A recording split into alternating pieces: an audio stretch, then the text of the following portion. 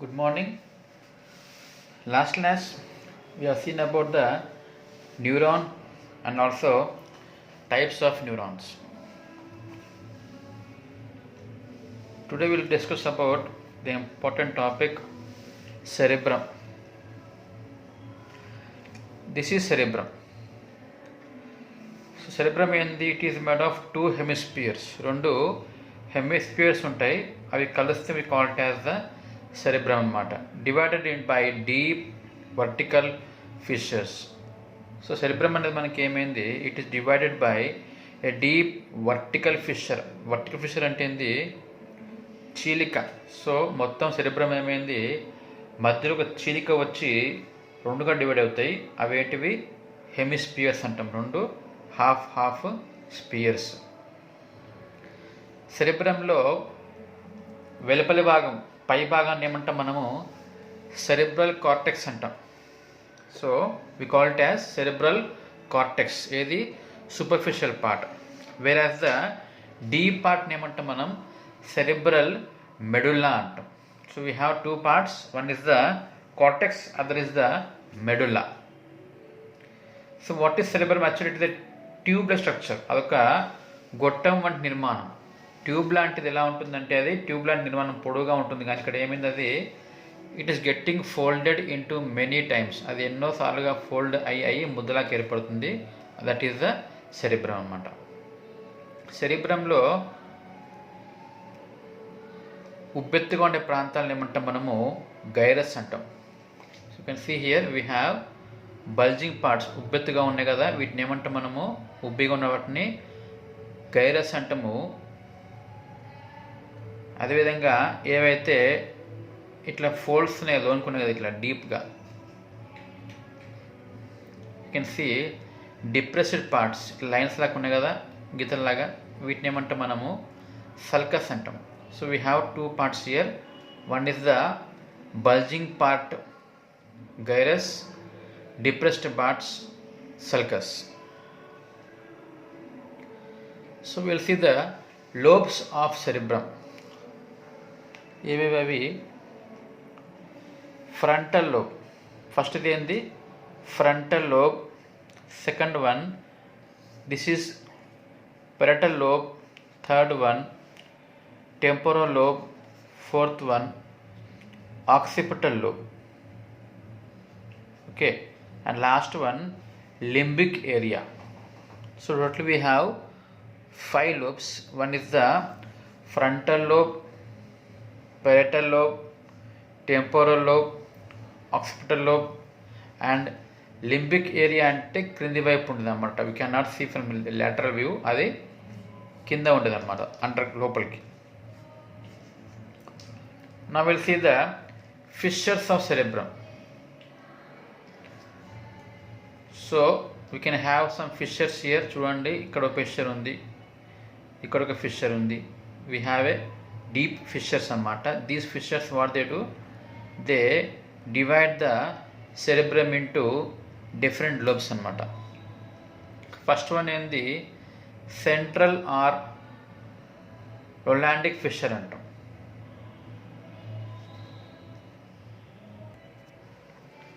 Called as central or Rolandic fissure. Divides the frontal lobe and the parietal lobe అన్నమాట. So this is the central fissure. ఏం చేస్తున్నది? divides the frontal lobe and the parietal lobe. We call it as central or Rolandic fissure. రెండవది ఏంది? పెరైటో occipital fissure అంటాం. అంటే ఏంది ఇది? This is the parietal lobe, this is the occipital lobe. మధ్యలో ఉన్నటువంటి ఫిషర్ని ఏమంటాం మనము? Parieto occipital fissure, which divides parietal lobe and the occipital lobe. Next one Sylvian fissure అంటాం. అంటే అదేంది? Divides the parietal lobe and the temporal lobe. Okay, this is the Sylvian fissure which divides parietal lobe and temporal lobe.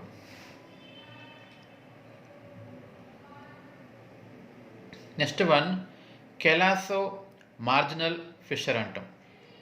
ఇది callosomarginal fissure ఏం చేస్తుంది? అది divides the temporal lobe with the limbic area. Limbic area అంటే క్రింద వైపు ఉండేది. So కింద వైపు ఉన్న లింబిక్ ఏరియాను టెంపోరల్ లోబ్ని వేరు చేసేటువంటి ఫిషర్ ఏది అంటే కెలాసో మార్జినల్ ఫిషర్. నా తెలిసి గైరస్. గైరస్ అంటే ఏంది? ఉబ్బెత్తు ప్రాంతాలు అన్నమాట. ఉదాహరణకి ఇప్పుడు ఫ్రంటల్ లోపల ఉండే గైరస్లు ఏవేవి? We have one is the pre central gyrus, ఇంకోటి superior frontal gyrus, and the one is the middle frontal gyrus and inferior frontal gyrus. So you can see here precentral gyrus, superior frontal gyrus, middle frontal gyrus, inferior frontal gyrus. So itla we have many gyruses in the cerebrum, all in the frontal lobe, parietal, temporal, occipital. We have many such gyrus anamata. So next one we'll see the functions of cerebrum. This is most important topic in this chapter, functions of the cerebrum. So cerebrum em pani chestundi?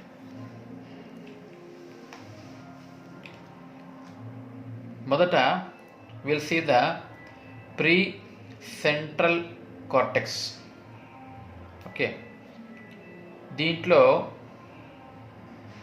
మనకు ముఖ్యంగా ఏముంటాయంటే we have primary motor area. దీన్ని ఏమంటాం మనము? Primary motor area అంటాం. ఈ motor ఏరియాలో ఉన్నటువంటి ఆ పేర్లను ఏమంటాం మనము? We call them as area 4 and area 4S. We can see here 4 and 4S. So one is area 4, other is area 4S.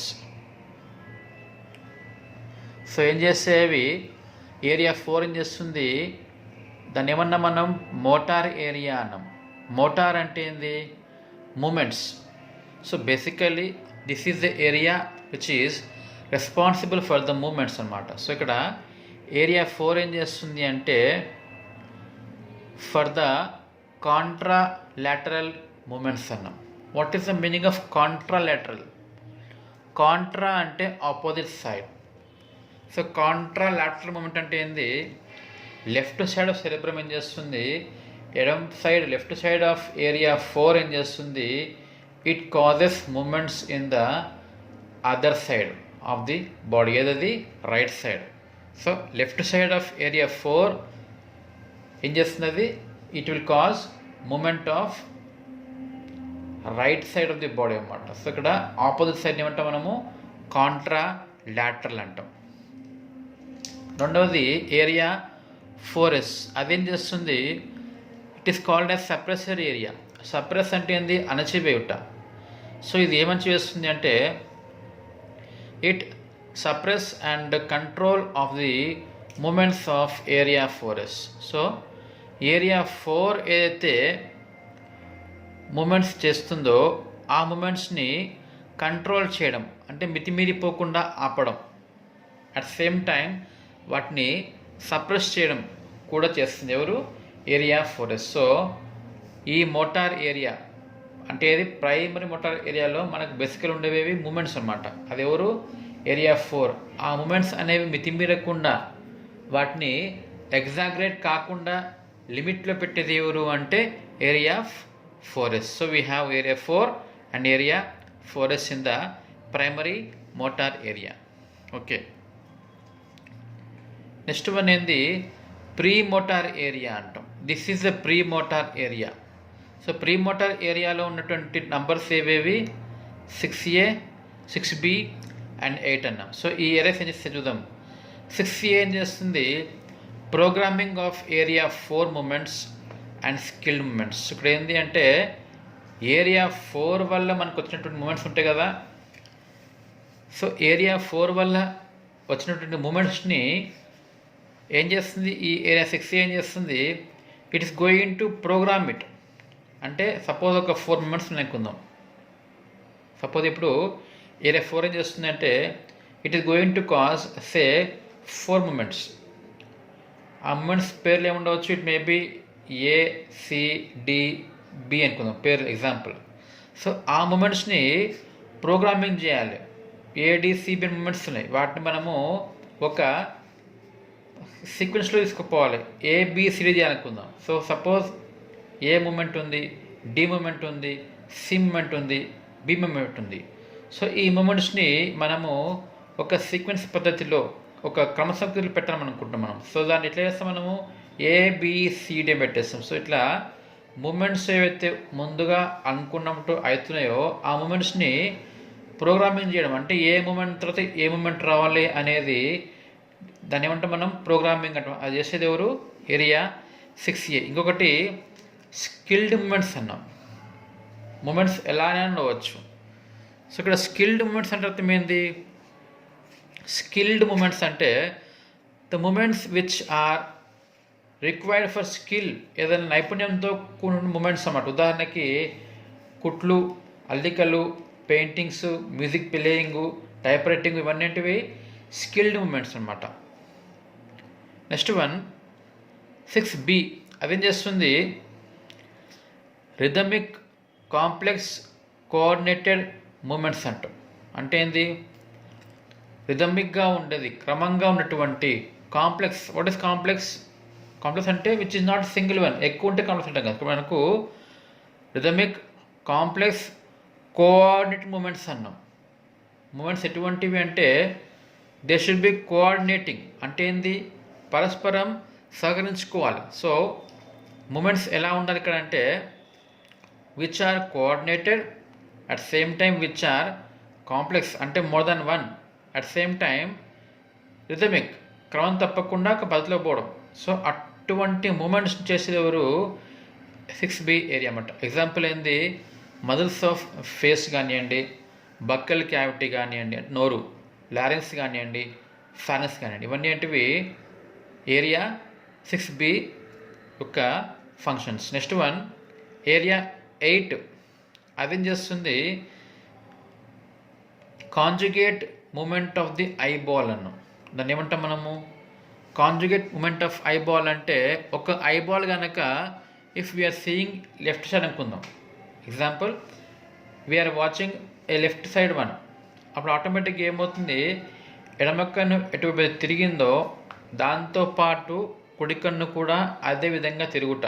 అంటే it is nothing but movement of eyeball with in relation to movement of other eyeball. ఒక eyeball ఎలా movement అవుతే ఇంకో eyeball కూడా అలానే move కావాలి. దాన్ని ఏమంటాం మనము, కాంజుగేట్ మూమెంట్ అంటాం. అలా చేసేది ఎవరు, ఏరియా 8. తర్వాత కింద రెండు ఇంకా ఏరియా 44 అండ్ 45. అవేం చేస్తావి, దీన్ని ఏమంటాం మనము, బ్రోకాస్ ఏరియా అంటాం. మామూలు పేరేం పేరు అంటే బ్రోకాస్ ఏరియా అంటాము. ఇంకొక పేరు ఏంది, స్పీచ్ ఏరియా అంటాం. ఎందుకంటే it is place where we have functions for the movement of tongue, lips and pharynx. నాలుక, పెదవులు, ఫారింగ్స్ని కదిలించేటువంటి ఏరియా కాబట్టి దీన్ని ఏమంటాం మనము, స్పీచ్ ఏరియా అంటాం. Okay, next one will see supplementary motor area అంటాం. సప్లిమెంటరీ మోటార్ ఏరియా అంటే ఏంది, contralateral coordinated skilled movements. Contralateral అంటే ఏంది, ఆపోజిట్ సైడ్ మూమెంట్స్ని ఏమంటాం మనము, కాంట్రాలేటరల్. కోఆర్డినేటెడ్, పరస్పర సహకారంతో కూడినటువంటి స్కిల్డ్ మూమెంట్స్ అంటే ఏంది, నైపుణ్యంతో కూడిన మూమెంట్స్ అన్నమాట. ఉదాహరణకి ఎగ్జాంపుల్సే ఇన్ టైప్ రైటింగ్ ఏమవుతాయి, we have all 10 fingers on the type machine. So ఒక్కొక్క ఫింగర్ అనేది మూమెంట్ ఎలా ఉంటుంది అంటే ఇంకొక ఫింగర్కి పరస్పరం సహకారంతో కూడి ఉంటుంది. So movement of one finger is in coordination with the movement of other finger. దీన్ని ఏమంటాం మనము, కోఆర్డినేటెడ్ అండ్ స్కిల్డ్ మూమెంట్స్ అంటాం. సో ఆపోజిట్ సైడ్లో కోఆర్డినేటెడ్ స్కిల్డ్ మూమెంట్స్కి ఈ ఏరియా మనకు వస్తుంది, సప్లిమెంటరీ మోటార్ ఏరియా అనేది. నెక్స్ట్ వన్ ఏంది pre frontal cortex. Just now you have seen pre central ఈ ఏరియాలో. ఇప్పుడు మనం చూసేది ఏంది ప్రీ ఫ్రంటల్ కార్టెక్స్. సో ఈ ప్రాంతంలో ఉన్నటువంటి ఏరియాస్ ఏమిటి, వాటి యొక్క ఫంక్షన్స్ ఏమి చూద్దాం. దీంట్లో ఉండేవి ఏరియా 9, 10, 11, 12, 13, 23 అవన్నీ మనకు కనిపించేవి లోపల వైపు ఉంటాయి. వెలుపలకు ఉండేవి ఓన్లీ 9, 10, 11 ఉంటాయి. మిగతావి అన్నీ with the present with in inside the body అన్నమాట. 9, 10, 11 తర్వాత 12, 13, 23, 24 అండ్ 29 and 32. సో ఏం చేస్తాయి ఇవి, these are the areas which are center for the higher functions. మనకు ఉన్నటువంటి ముఖ్యమైనటువంటి ఫంక్షన్స్, హై ఫంక్షన్స్ ఏవేవి, center for the emotions,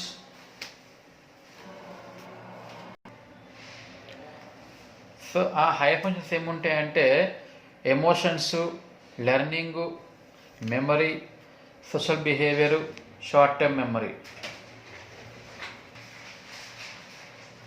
so emotions అంటే ఏంటివి, భావావేశాలు. For example say happy, joy, sad, jealous, anger, depressed. ఇవన్నీ ఏంటివి different types of emotions. Learning నేర్చుకోవడం, మెమరీ గుర్తుపెట్టుకోవడం, సోషల్ బిహేవియర్ అంటే సమాజంలో మనము చేసేటువంటి ప్రవర్తన, social behaviour. And short term memory అంటే కొద్దిసేపు వరకు మాత్రమే ఉన్నటువంటి మెమరీ, అది మనకు అవసరమైనంత వరకు మైండ్ పెట్టుకోవడము, తర్వాత వాటిని మర్చిపోవడం, దాన్ని ఏమంటే మనం షార్ట్ టర్మ్ మెమరీ. ఇవన్నీ కూడా దేంట్లో ఉంటాయి, ఏరియా 9, 10, 11, 12, 13, 23, 24, 29, 32 areas in the prefrontal cortex. ఇంకేముంటుందంటే ప్లాన్డ్ యాక్షన్స్ అన్నాం. అంటే the actions which are planned earlier. ముందే మనం ఒక యాక్షన్ చేస్తున్నాం, ఒక మూమెంట్ చేసుకుంటున్నాం. సో ఆ మూమెంట్ని మనం ముందే ప్లాన్ చేస్తాం. For example say in case of dancing, so we already plan which step comes after which step అని చెప్పేసి ముందే మనము ప్లాన్ చేసుకొని చేసే మూమెంట్స్ ఇవి. తర్వాత it is the area for the seat of intelligence. మన యొక్క ఇంటెలిజెన్స్కి అవసరమైనటువంటి ఏరియా ఏది అంటే ఈ ఏరియా అన్నమాట. పర్సనాలిటీ అన్నాం. What is personality? పర్సనాలిటీ అంటే వ్యక్తిత్వం. అంటే ఒక మనిషి గురించి మనకు తెలిపేటువంటి గుణగణాలు.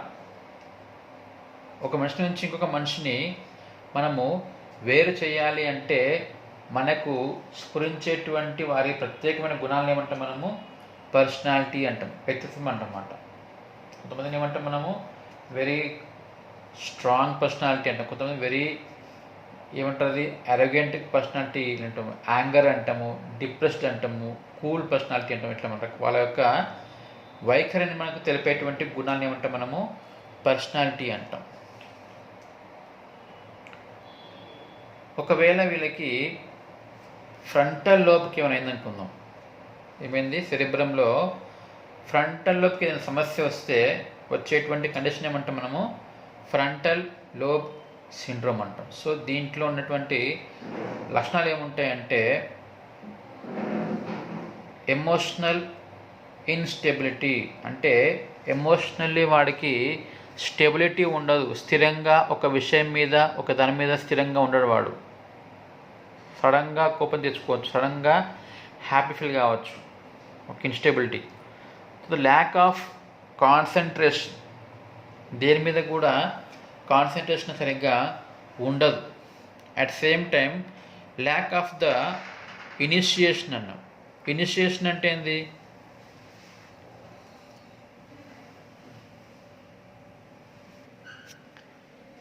ఇనిషియేషన్ అంటే స్టార్ట్ చేయడం అనమాట. ఏదైనా పని గురించి ఒక ఫస్ట్ స్టెప్ వేసామంటే మనము ఇనిషియేషన్ అంటాం. సో వీరికి స్టార్టింగ్ ట్రబుల్ ఉంటుంది, దేని కూడా వీళ్ళు ముందుకి పోరు, దాని ల్యాక్ ఆఫ్ ఇనిషియేషన్ అంటాం. ఇంకా రీసెంట్ మెమరీ పోవడము, loss of moral and social senses అంటే ఏంది, సమాజంలో మనకు ఆమోదయోగ్యమైనటువంటి బిహేవియర్లో ఉండదన్నమాట. మోరాలిటీ, సోషల్ సెన్సెస్, సమాజం యొక్క నియమాలను పాటించాల్సిన అవసరం వీళ్ళకు అనిపించదు. ఇది ఫ్రంటల్ లోబ్ సిండ్రోమ్ అంటాం.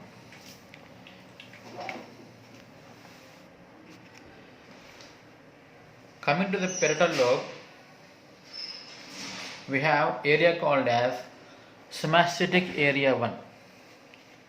This is the sympathetic area 1. ఏం చేస్తుంది అది, perception, integration of cutaneous and kinesthetic sensations. So what is the meaning of sensation? తెలుసు మనకు, స్పర్శ లాంటిది. క్యూటేనియస్ అంటే ఏంది, స్కిన్. సో చర్మంపై అటువంటి సెన్సేషన్ను పర్సెప్షన్, గ్రహించుట. ఇంటిగ్రేషన్, వాటిని మనము అంచనా వేయుట. ఫర్ ఎగ్జాంపుల్, ఇప్పుడు we are touching the skin with a suppose needle అనుకుందాం, నీడిల్, సూది. సో ఫస్ట్ వన్ ఏంటి, పర్సెప్షన్, గ్రహించేస్తాం ఏది టచ్ అవుతున్నట్టు. తర్వాత ఇంటిగ్రేషన్ అంటే ఏంది, ఆ సెన్సేషన్ ఎలా ఉంది మనకు తెలియాలి. మనకు is it painful, is it not painful, is it cold, is it hot, అట్లా ఆ టచ్ని అంచనా వేయడం ఏమంటాం మనము, ఇంటిగ్రేషన్ అంటాం. దాని చూడండి ఇక్కడ, టచ్, ప్రెషరు, పెయిన్, టెంపరేచర్. తర్వాత నెక్స్ట్ ఫంక్షన్ ఇక్కడ ఏముంటుంది దీనివల్ల అంటే, movements of head and eye balls. Head ఎట్లా కదులుతుంటుందో దానికి తగినట్టుగానే హెడ్ ఉన్నటువంటి ఐ బాల్స్ కూడా కదులుతూ ఉంటాయి. ఇదొక ఫంక్షన్. ఇంకొకటి ఏంది, డిస్క్రిమినేటివ్ ఫంక్షన్ అంటాం. డిస్క్రిమినేటివ్ అంటే ఏంది, డిఫరెన్షియేటింగ్ అనమాట. అంటే రెండు సెన్సేషన్స్ ఉన్నాయనుకోండి, సో సెన్సేషన్స్ మధ్య ఉన్నటువంటి తేడా ఏమిటి అనేది డిస్క్రిమినేట్ చేయుట. దాన్ని ఏమంటే మనము డిస్క్రిమినేటివ్ ఫంక్షన్. ఉదాహరణకి, suppose you are touching one hand of a person with ice cube and other hand with say hot iron box. ఒకే మనిషికి సపోజ్ ఒక చేతిలో పుట్టిన ఐస్ క్యూబ్ పెట్టినాం, ఐస్ పెట్టినాం.